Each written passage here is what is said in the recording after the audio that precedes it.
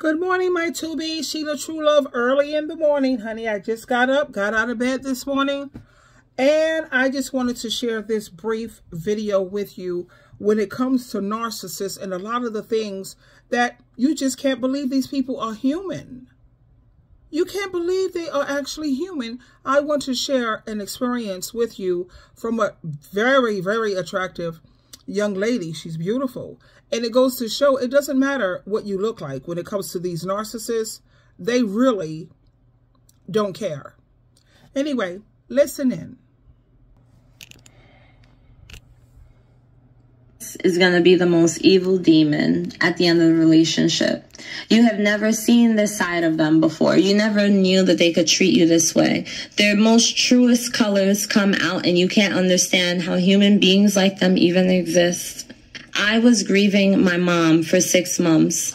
Her passing away March of 2022 almost broke me to the point where I wanted things in my life to end. But I'm a mom and I have to be here for my kids. I have 2 teen daughters. 6 months while I was grieving by myself, this was when the devaluing started. He started to isolate me. He didn't want to speak to me. He wasn't compassionate with me. He was nitpicking at me. He would say comments. He would make jokes that were very inappropriate that related to my mom's death. He would say things and do things that just didn't make sense to me. Something that I personally would never say or do to someone that I know, that I love, or anyone that's grieving. And I couldn't understand, like, why is he doing this? Why is he purposely trying to get a rise out of me, knowing how I'm feeling, the type of emotional state I'm in? My mom just passed away. I don't have neither of my parents. Then I started noticing he was spending extra time at the gym, a lot of extra time at the gym, to the point where he wasn't even spending time with our girls.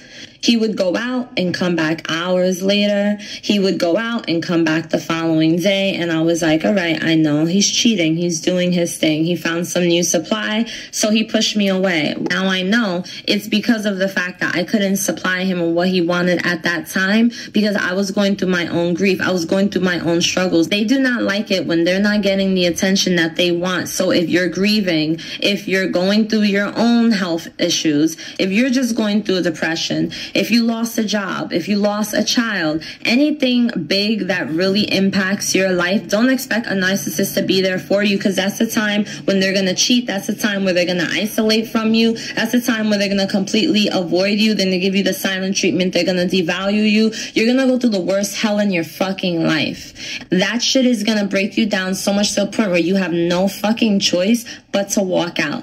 You have no choice but to leave, because if you stay, you're going to die in that relationship. So if you feel like that's you, you need to do what the fuck you need to do and get out, because a narcissist is going to be the most evil. Now, how many of us have experienced this and can definitely relate with this very beautiful young lady? I think we all realize that when you're dealing with a narcissist, they require constant attention, constant validation, without them barely giving you any of what they require. They want you to pour into them, but they never pour back into you. Like I say, I constantly encourage women to stay single.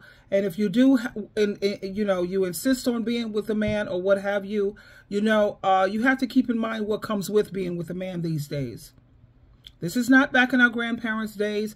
This is the 21st century, and it's a whole new breed of men out there.